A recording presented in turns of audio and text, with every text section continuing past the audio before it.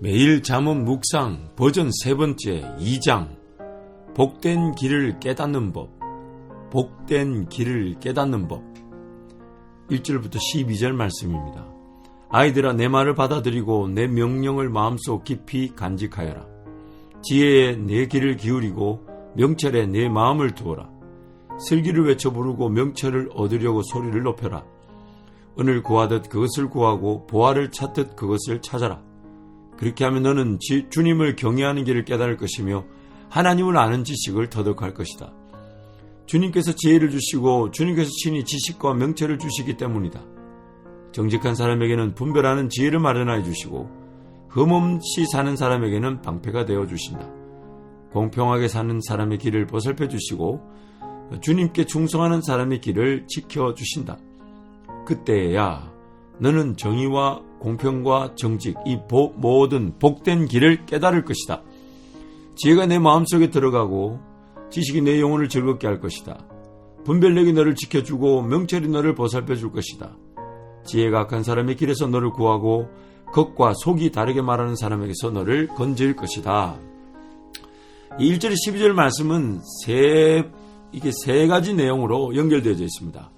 1절에서 4절까지는 지혜를 대하는 자세, 여러 가지 그 동사 표현을 통해서 지혜를 어떻게 대하며 어떻게 여겨야 하는지, 지혜를 대하는 자세에 대해서 말하고, 5절부터 8절까지는 지혜를 올바르게 대하고 구한 자들이 누리는 지혜의 능력, 그래서 지혜를 찾은 사람들에게 지혜가 어떻게 대하는지, 어떻게 그들을 대하는지, 어떻게 그들과 함께 하는지 지혜의 능력에 대해서 말하며, 9절에서 12절은 그 지혜를 얻은 자들이 더 풍성한 지혜의 길로, 더 궁극적인 어떤 하나님 나라와 영광의 차원에서 볼 때 더 놀라운 길로 이렇게 지혜의 길로 인도되어진다는 것입니다. 마치 생명이 없는 자들이 생명을 구할 때에 생명이 주어지게 되고 또한 얻어진 생명이 더 풍성한 생명으로 나아가듯이 지혜를 구하고 지혜를 얻으면 그 지혜는 더욱 깊고 풍성한 지혜의 장으로 인도한다는 것입니다. 좀 쉽게 표현하면 이러면 어떨까요? 내 삶에 어떤 하나님의 지혜를 구했는데 정말 하나님의 지혜가 나타났을 때 그 지혜는 1차적으로 나를 지켜주고 나를 보호해주고 나를 성장시켜주고 나를 이렇게 세워주고 나를 또 일으켜주는 그런 역할을 하지만 그렇게 살아나고 회복되고 일으켜지고 세워진 그 지혜를 통해 회복된 나는 더 놀라운 지혜를 향해 걸어갈 수 있게 되는 것입니다. 더 놀라운 그 지혜의 길로 인도되어질 수 있는 것입니다. 그래서 1절에 4절 말씀 보면 지혜에 대한 올바른 자세를 여러 가지 동사를 써서 표현하고 있습니다. 즉 지혜를 이렇게 대하라는 것입니다. 그래서 동사의 표현을 보면 총 8개의 동사가 등장하는데, 첫 번째 받아들여라, 지혜의 말을 받아들여라. 두 번째 그 명령 지혜를 간직하라. 세 번째 귀를 기울여라. 네 번째 마음에 두라. 다섯 번째 외쳐 부르라. 여섯 번째 소리를 높여라. 이 소리를 높이라는 말은 얻으려고 소리를 높이라는 거죠. 일곱 번째 구하라. 은을 구하듯 그것을 구하라. 또한 보화를 찾듯 그것을 찾으라. 받아들이라. 간직하라. 귀를 기울이라. 마음에 두라. 외쳐 부르라. 소리를 높여라. 구하라. 찾으라. 그래서 1절의 4절 말씀처럼 그렇게 받아들이고 간직하고 귀를 기울이고 마음에 두고 외쳐 부르고 소리를 높이고 구하고 찾으면 5절에 보니까 세 번역에 그렇게 하면 8가지 지혜가 그 지혜의 능력을 그 사람에게 준다는 것이죠. 첫 번째는 주님을 경외하는 길을 깨달을 것이다.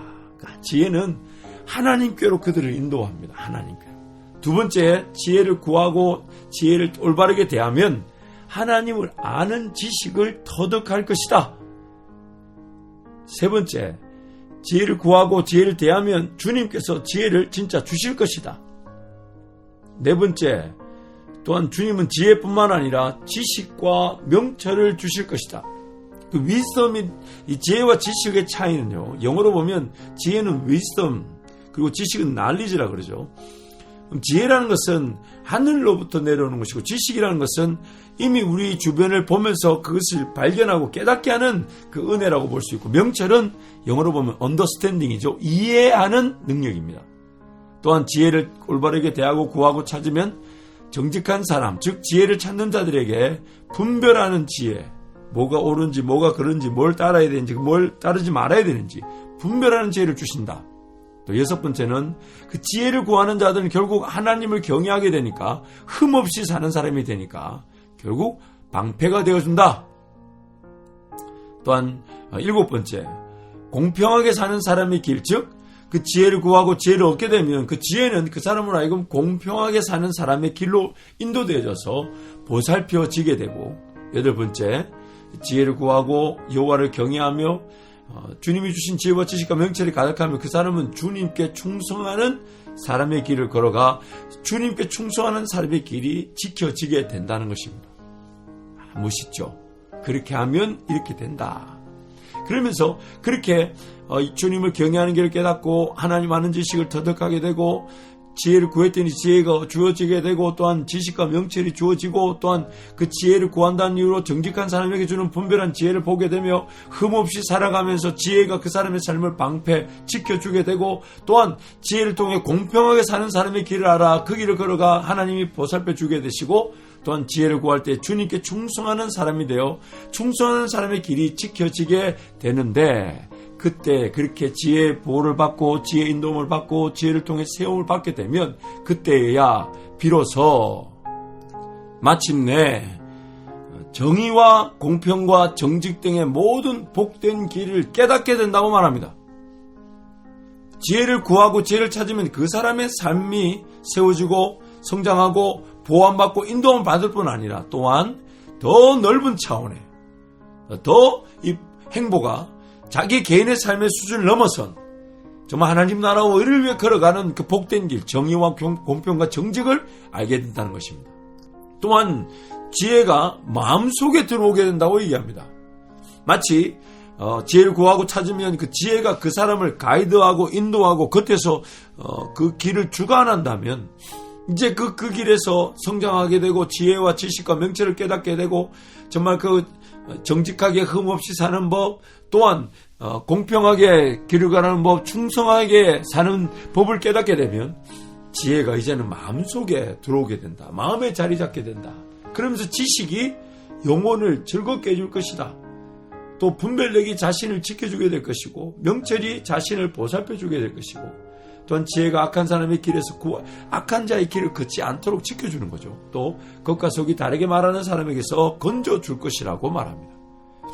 그래서 없던 지혜를 구하게 되면 그 지혜는 반드시 하나님을 경외하며 또한 그의 삶을 빚어가고 세워가고 성장하고 성숙시키면서 그렇게 성장하고 성숙된 삶은 더 놀라운 하나님 나라 영광의 길을 걸어가듯 복된 길, 정의와 공평과 정직의 길을 걸어가고 그 길을 걸어가면 걸어갈수록 그 지혜가 마음에 들어오고 지식이 영혼을 즐겁게 하며 또한 분별력과 명철이 그 사람을 지키고 보호하고 악한 사람의 길에 들어서지 않도록 유혹하는 말에 넘어가지 않도록 다 지켜준다는 겁니다. 데이비드 왓킨슨이라는 분의 잠언 강의에 이런 내용이 있습니다. 우리의 지성으로 하나님의 지혜를 일부 이해할 수도 있지만 그대로 지혜는 열심히 추구해야 하는 것이다. 열심히 추구해야 하는 것이다. 가만히 있으면 지혜가 주어지는 게 아니라는 거죠. 지혜는 열심히 추구해야 하는 것이다. 그래서 그렇게 할 때 지혜가 하나님의 귀한 선물이라는 사실을 그때서야 발견하게 된다는 것입니다. 참 신기하죠.